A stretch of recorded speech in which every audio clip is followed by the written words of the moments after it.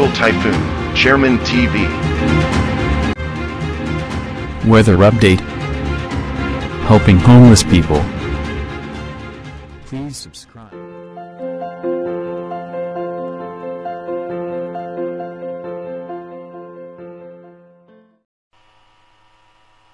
Magandang umaga po. Ito po ang latest update natin para nga po dito sa minomonitor nating low pressure area na nasa labas pa rin po yan ng Philippine Area of Responsibility.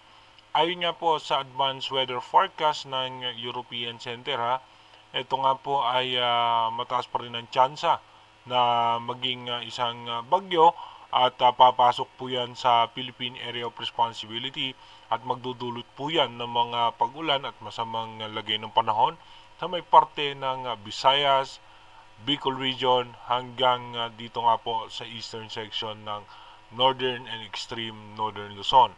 At nagbago nga po yung kanyang posibleng direksyon muli ay nagbago nga po ayon sa advanced prediction ng European Center. Sa ngayon nga po, nananatiling nakakaapekto sa parte ng Extreme Northern Luzon, Ilocos Region, yung Northeast Monsoon o yung amihan. At asahan naman natin itong shear line ay may posibilidad na magdala ng pag-ulan sa may parte ng Aurora, sa may Quezon, Polillo Island, sa may parte ng Bicol Region, Metro Manila, asahan din po natin yan. Pero yung easterlies ay mananatiling nakakaapekto po yan sa may parte naman ng Mindanao at ng Visayas. Dumako naman po tayo sa ating rain map animation kung saan yung mga posibleng lugar na makakaranas ng mga pag-ulan. Mananatili pong maganda ang lagay ng panahon, nasama na lamang natin yung mga isolated rain shower. Pagdating po mamayang alas 10 ng umaga, mananatiling maayos po ang lagay ng panahon. Meron po tayong mga pag-ambon sa may parte ng Polillo Island at ilang bahagi ng Bicol Region. Pagdating naman po ng alas 3 ng hapon mamaya, ganun pa rin po magiging magandang lagay ng panahon. May mga isolated rain shower lamang po tayo sa may Mindanao, Palawan, eastern section nga po ng Central Luzon at maging sa parte ng Bicol Region. Pagdating naman po ng alas 6 ng gabi, magkakaroon po ng pag-ulan sa Polillo Island at Quezon, Aurora, asahan po natin yan, sa may parte ng Catanduanes, sa may Palawan at ilang bahagi ng Mindanao. Pagdating naman po ng alas 10 ng gabi mamaya, asahan natin magkakaroon pa rin ng mga pag-ulan sa may parte ng Catanduanes, dito po sa eastern section ng Central and Southern Luzon.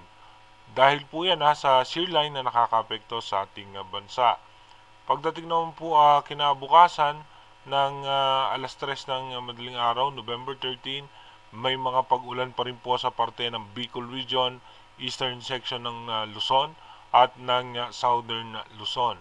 Pagdating naman po ng alas 6 ng umaga bukas, may mga pag-ulan pa rin po sa parte ng Bicol Region at maging sa may parte ng Central Luzon. Dumako na nga po tayo sa ating advanced weather forecast.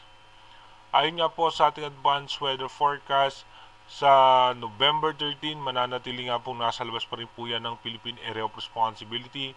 Pagdating naman po ng November 14, bilang isang bagyo, tropical depression ay nasa labas pa yan ng ating bansa. Pero pagdating nga po ng November 15, may posibilidad na o may chance na siyang pumasok ng Philippine Area of Responsibility. Kung ito nga po hindi pa rin magbabago ang senaryo, posible nga po itong maging si Bagyong Kabayan. At mapapansin nyo meron po tayong shear line na magpapaulan naman dito sa may parte ng Bicol Region habang malayo pa itong posibleng bagyo.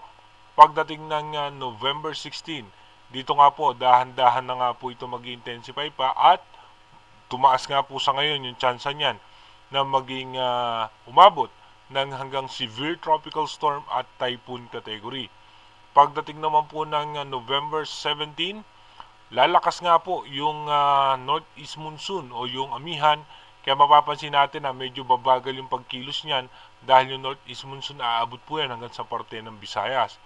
Pagdating naman po ng November 18, kung mapapansin nga natin hihina naman yung amihan. Kaya ito pong bagyo ay magkakaroon po ng puwersa magkakaroon siya ng puwersa para mas lumakas dahil nga po mapapansin nyo nga po yung paghina ng amihan. At yung diameter niya, malaki nga yung diameter niya, naaabot na po yan sa may parte ng Bicol region at ng eastern section ng Visayas, kahit nasa malayo sa kalupaan, yung pinakasentro ng kanyang mata. Pagdating naman po ng November 19, aangat po yan dito sa may eastern section naman ng Central Luzon. At meron pong kasunod dyan na panibagong bagyo, pero ito naman pong isang ito ay sa ngayon, mababa naman po ang tsansa niya na makaapekto directly sa ating bansa. Pagdating naman po ng November 20, dito nga po ay posibleng sa eastern section na po yan ng Tugigaraw at yung diameter niya na aabot nga po yan dito sa may parte ng Isabela, ng Apari, Cagayan, at ito nga po ay posibleng paangat. No? Dahil kung mapapansin nyo nga po, yung northeast monsoon po natin ay humina. Ito nga po yung dalawang senaryo nung pinag-aaralan ngayon ng prediction ng European Center at ng Japan Agency, no? Kung sakali man na tuluyan nga pong hihina pa yung amihan, ito nga pong posibleng si Bagyong Kabayan, bagamat lalakas siya, pero bababa naman po yung tsansa ng landfall scenario po niyan. At kung mapapansin nyo nga po, aabutin pa rin po ng kanyang diametro yung parte ng Visayas at ng Bicol region.